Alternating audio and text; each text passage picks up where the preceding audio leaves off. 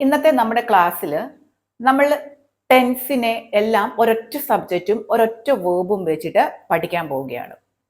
അപ്പം കുറെ പേർക്ക് എഴുതാൻ അറിയത്തില്ലാതെ വിഷമിക്കുന്നവരുണ്ട്. അവരുടെ എല്ലാം പ്രധാന കാര്യം ടെൻസ് അറിയില്ല എന്നുള്ളത് തന്നെയാണ്. അപ്പോൾ ഇപ്പൊ നിങ്ങൾ ഇവിടെ നോക്കുക, ഒരു സബ്ജക്റ്റും ഒരു വേർബും മാത്രമേ ഞാൻ എടുക്കുന്നുള്ളൂ. അപ്പൊ അത് അങ്ങോട്ടും ഇങ്ങോട്ടും മാറ്റിയിടുമ്പോൾ അർത്ഥങ്ങൾ എങ്ങനെയാണ് മാറുന്നത്, അല്ലെങ്കിൽ സെന്റൻസുകൾ എങ്ങനെയാണ് മാറുന്നത് എന്ന് നമുക്ക് പഠിക്കാം. അപ്പൊ നിങ്ങൾക്ക് എഴുതുമ്പോഴും ആ ഒരു രീതി നിങ്ങളുടെ മനസ്സിലുണ്ട് എങ്കിൽ നിങ്ങൾക്ക് അതനുസരിച്ച് നിങ്ങളുടെ മനസ്സിൽ വരുന്ന കാര്യങ്ങളെ പേപ്പറിലോട്ട് കോപ്പി ചെയ്യാൻ നിങ്ങളെ കൊണ്ട് പറ്റും. അപ്പൊ നമുക്ക് ഇന്ന് ക്ലാസ്സിലോട്ട് കിടക്കാം. അപ്പം ഇത് അത്രയ്ക്കധികം പ്രധാനപ്പെട്ടതാണ്. എല്ലാവർക്കും ടെൻസസ് അറിയാം, എങ്കിലും കുറെ കൂടി നന്നായിട്ട് അറിയണം, പിന്നെ കുറെ കൂടി എഴുതണം എന്നൊക്കെ ആഗ്രഹിക്കുന്നവര് ഇന്നത്തെ ക്ലാസ് പകുതി വെച്ച് നിർത്തിപ്പോകാതെ പൂർണ്ണമായി കാണണം. കാരണം ഞാൻ ഇവിടെ ഈ ഒരൊറ്റ ക്ലാസ്സിലെ എല്ലാ ടെൻസസും ഒരൊറ്റ സബ്ജക്റ്റും ഒറ്റ വേർബിലും കാണിച്ചു തരാം. അപ്പൊ നമുക്ക് ക്ലാസ് തുടങ്ങാം. ഇന്ന് ഞാൻ എടുക്കുന്ന സബ്ജക്റ്റ് ഹി ആണ്. ഹി എന്ന് പറഞ്ഞാൽ എന്താണ്? അവൻ എന്നാണ് അർത്ഥം.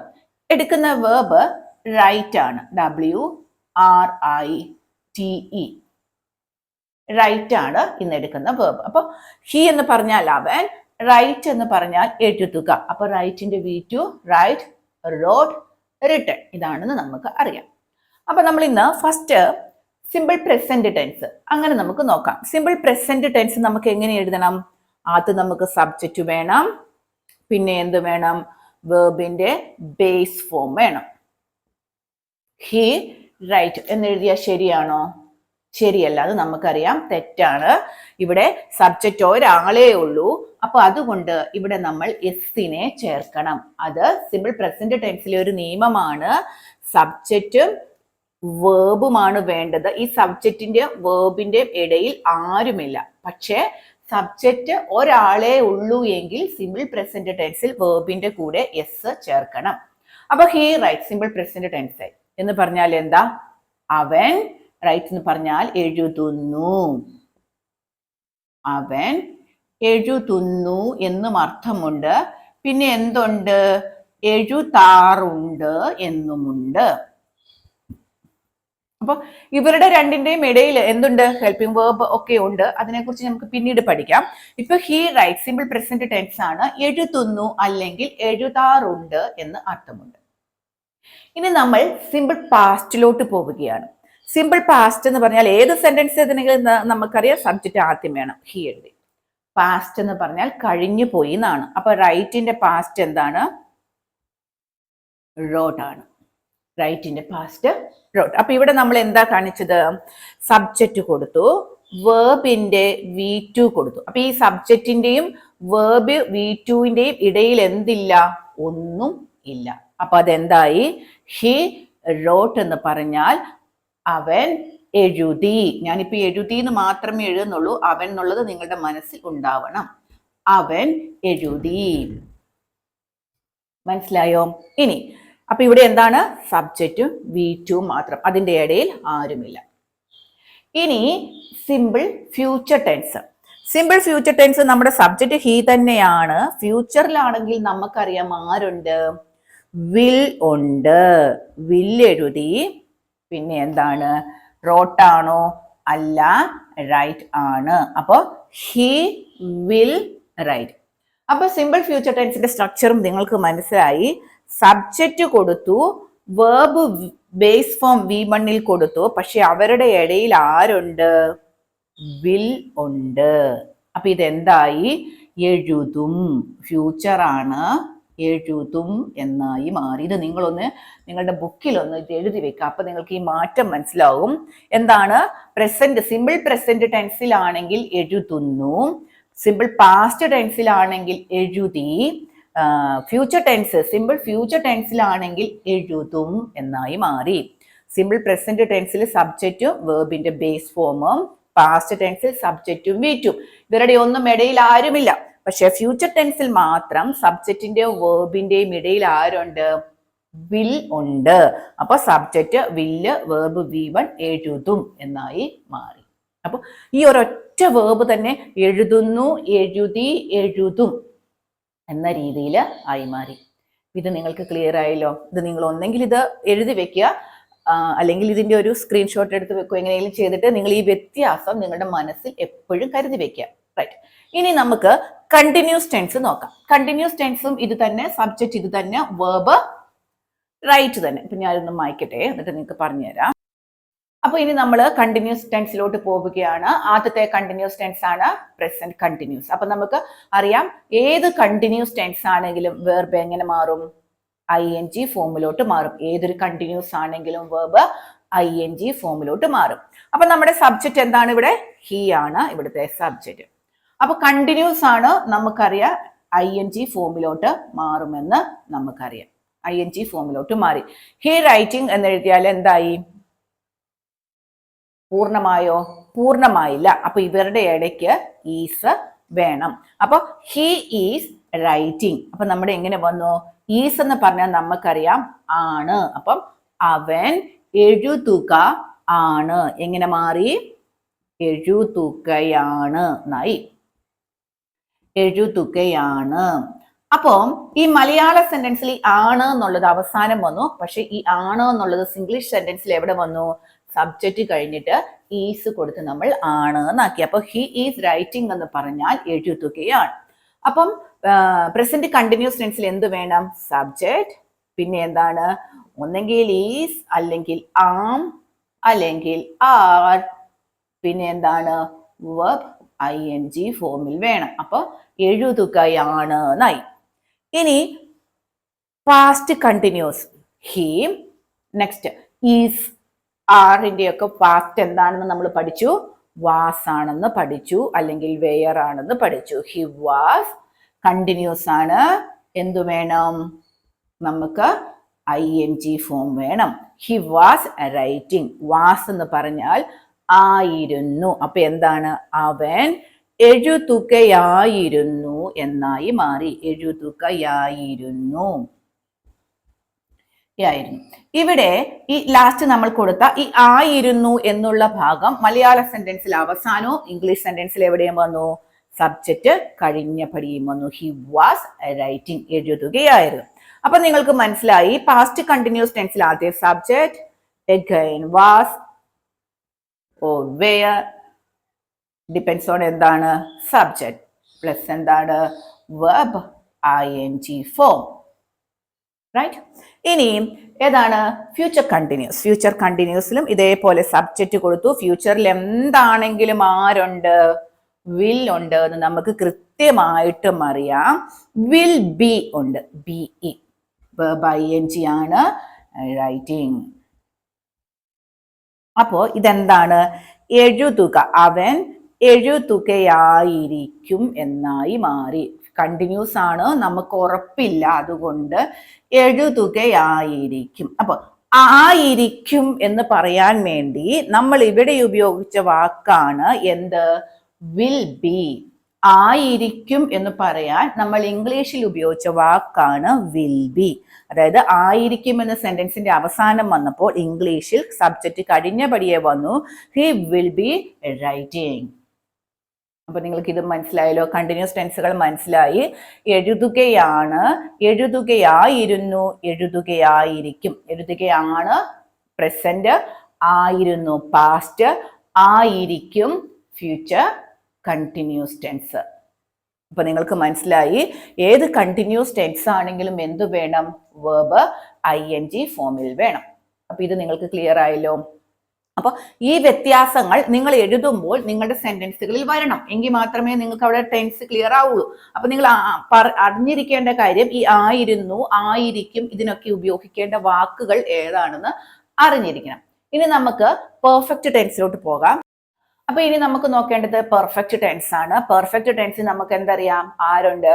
ഹാസ്, ഹാവ്, ഹാഡ് ഉണ്ട് എന്ന് നമുക്കറിയാം. അപ്പൊ ഹാസ്, ഹാവ്, ഹാഡ് വന്നാൽ അവിടെ എപ്പോഴും എന്തായിരിക്കണം? വെർബ് V3 ആയിരിക്കണമെന്നും നമുക്ക് മനസ്സിലായി. അപ്പൊ ഇനി നമ്മൾ എന്താണ്? പ്രസന്റ് പെർഫെക്റ്റ് ടെൻസ് എടുക്കാണ്. എന്താണെങ്കിലും സബ്ജക്റ്റ് വേണം. ഹി കൊടുത്തു.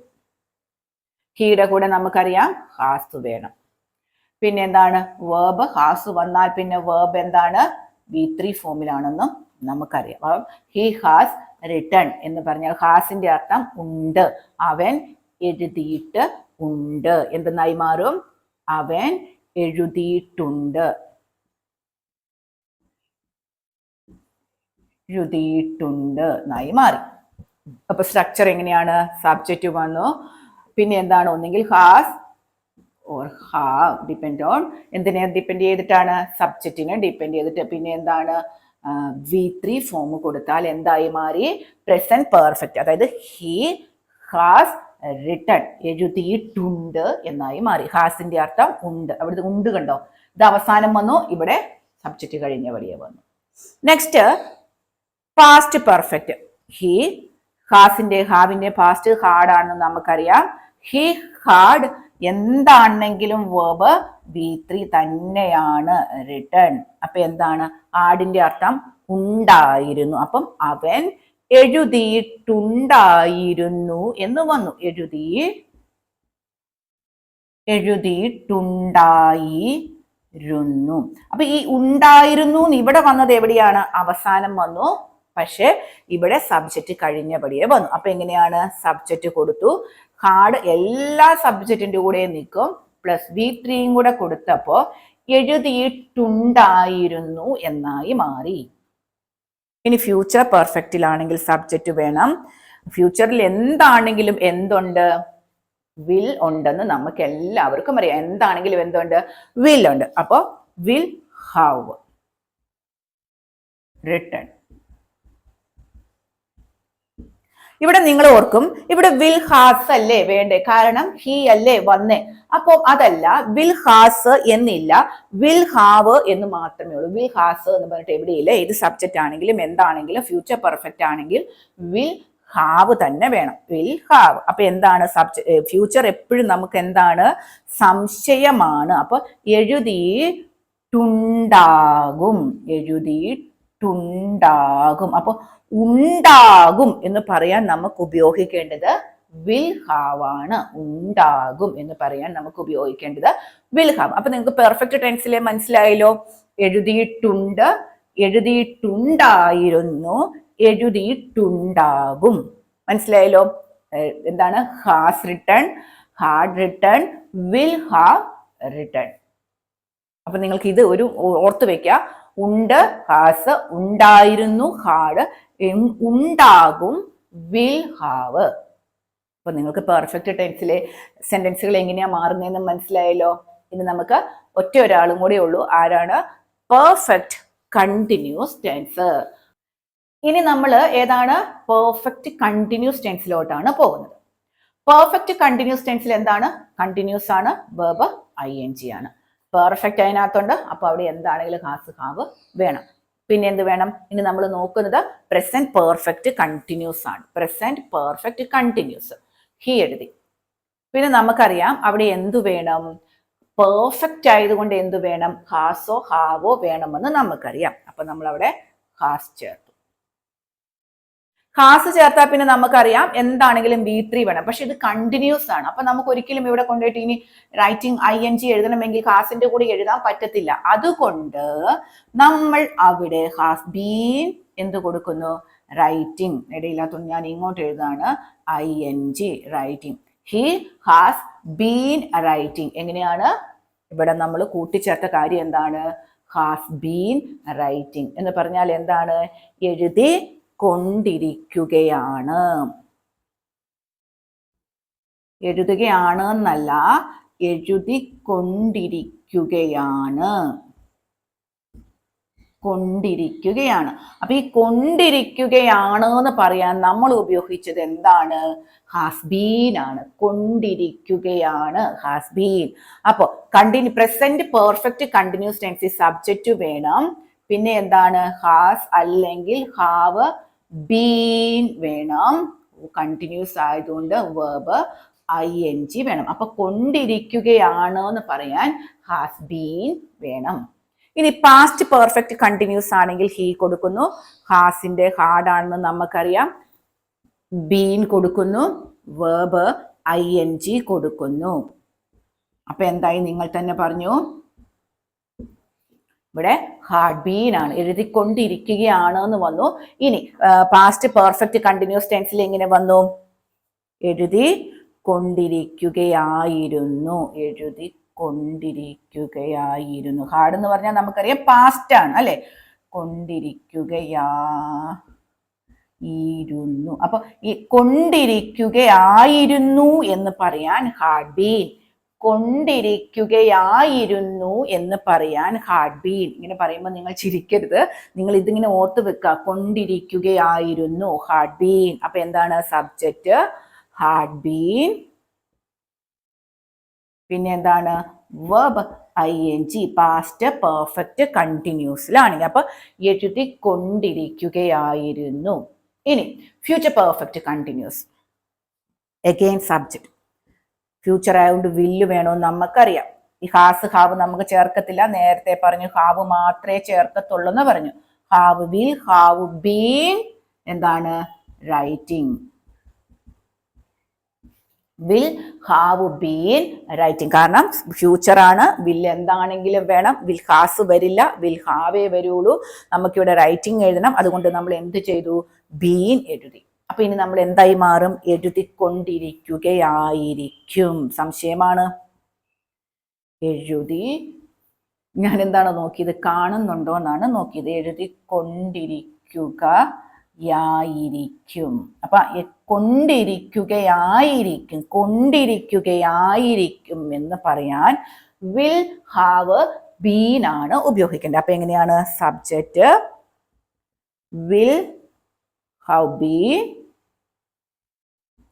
എന്താണ് വെർബ് ing. അപ്പൊ എന്താണ്, കൊണ്ടിരിക്കുകയായിരിക്കും എന്നായി മാറി. അപ്പൊ എങ്ങനെയായി മാറി, എഴുതിക്കൊണ്ടിരിക്കുകയാണ്, എഴുതിക്കൊണ്ടിരിക്കുകയായിരുന്നു, എഴുതിക്കൊണ്ടിരിക്കുകയായിരിക്കും. ഇങ്ങനെയാണ് ഫ്യൂച്ചർ പെർഫെക്റ്റ് കണ്ടി. അപ്പൊ കൊണ്ടിരിക്കുകയാണ് എന്ന് പറയാൻ ഹാവ് ബീൻ അല്ലെങ്കിൽ ഹാവ് ബീൻ വേണം. കൊണ്ടിരിക്കുകയായിരുന്നു എന്ന് പറയാൻ ഹാഡ് ബീൻ വേണം. കൊണ്ടിരിക്കുകയായിരിക്കും എന്ന് പറയാൻ വിൽ ഹാവ് ബീൻ വേണം. നിങ്ങൾക്ക് ക്ലിയർ ആയിട്ട് മനസ്സിലായല്ലോ. അപ്പൊ നമ്മൾ സിമ്പിൾ പ്രസന്റ് ടെൻസ് നോക്കി, എല്ലാ സിമ്പിളും നോക്കി, പ്രസന്റ്, പാസ്റ്റ്, ഫ്യൂച്ചർ എല്ലാം നോക്കി. അതുപോലെ തന്നെ കണ്ടിന്യൂസ് നോക്കി, പെർഫെക്റ്റ് നോക്കി, പെർഫെക്റ്റ് കണ്ടിന്യൂസ് നോക്കി. എല്ലാ ടെൻസും ഞാൻ ഇവിടെ നോക്കി. ഒരൊറ്റ സബ്ജക്റ്റും ഒരൊറ്റ വേർബും മാത്രമാണ് നമ്മൾ എടുത്തത്. ആ വ്യത്യാസം നിങ്ങൾ ഒന്നും കൂടി കേൾക്കണം. ഓരോ സെന്റൻസിന്റെയും കൊണ്ടിരിക്കുകയാണ്, ചെയ്യുകയാണ്, കൊണ്ടിരിക്കുകയായിരുന്നു, ചെയ്യുകയായിരുന്നു. കണ്ടോ വ്യത്യാസം മനസ്സിലാവുന്നത് കണ്ടോ നിങ്ങൾക്ക്? അതേപോലെ ചെയ്തിട്ടുണ്ട്, ചെയ്യുകയായിരിക്കും. ഇത് തമ്മിൽ ഭയങ്കര വ്യത്യാസമുണ്ട്. വെർബുകൾ തമ്മിൽ, ടെൻസസ് തമ്മിൽ ഒത്തിരി വ്യത്യാസം ഇത് തമ്മിൽ ഉണ്ട്. അപ്പൊ നിങ്ങൾ ഇത് ഇങ്ങനെ 2-3 വട്ടം കേട്ട് ഈ വ്യത്യാസം നിങ്ങൾ മനസ്സിലാക്കുക. എന്നിട്ട് നിങ്ങൾ എഴുതി നോക്കുക. എഴുതി നോക്കുമ്പോൾ നിങ്ങൾക്ക് ആ വ്യത്യാസം വളരെ ക്ലിയർ ആയിട്ട് മനസ്സിലാകും. അപ്പം നമ്മൾ ഈ പ്രസന്റ് പറഞ്ഞോടത്ത്, അതായത് സിമ്പിൾ ടെൻസുകൾ പറഞ്ഞോടത്തൊക്കെയും നമുക്ക് എന്തുണ്ട്, ഓക്സിലറീസ് ഉണ്ട്, ഹെൽപ്പിംഗ് വേർബ് ഉണ്ട്. അവരുടെയൊക്കെ ക്ലാസ് നമുക്ക് പിന്നീട് എടുക്കാം. അപ്പൊ നിങ്ങൾ ഇതൊന്ന് നന്നായിട്ട് മനസ്സിലാക്കി വെക്കുക, നന്നായിട്ട് തന്നെ മനസ്സിലാക്കുക. എന്നിട്ട് ഇന്നത്തെ ക്ലാസ് കേട്ടിട്ട് നിങ്ങൾക്ക് ഇഷ്ടപ്പെട്ടെങ്കിൽ എൻ്റെ ചാനൽ ഒന്ന് സബ്സ്ക്രൈബ് ചെയ്യുകയും ചെയ്യുക. നിങ്ങൾക്ക് ഇത് കേട്ടിട്ട് മനസ്സിലായ കാര്യങ്ങൾ നിങ്ങൾ വേറെ ഒരു വേർബും സബ്ജക്റ്റും കൂടി എടുത്തിട്ട് നിങ്ങൾക്ക് കമന്റ് ബോക്സിൽ കൊടുക്കുക. ഈ കുറേ ടെൻസുകൾ നിങ്ങൾക്ക് കൊടുക്കാം, ഞാൻ നോക്കാം, ഞാൻ ചെക്ക് ചെയ്യാം. അപ്പൊ നിങ്ങൾക്ക് എല്ലാവരും നിങ്ങളുടെ വിലയേറിയ അഭിപ്രായങ്ങൾ കമന്റ് ബോക്സിൽ കൊടുക്കുകയും കൂടെ ചെയ്യുക. അപ്പോൾ എല്ലാവർക്കും പുതുപുത്തൻ ആശംസകൾ നേരുകയാണ്. നിങ്ങൾക്ക് എല്ലാവർക്കും ഈ ഒരു വർഷം നല്ലതാവട്ടെ എന്ന് ആശംസിക്കുന്നു. Thank you.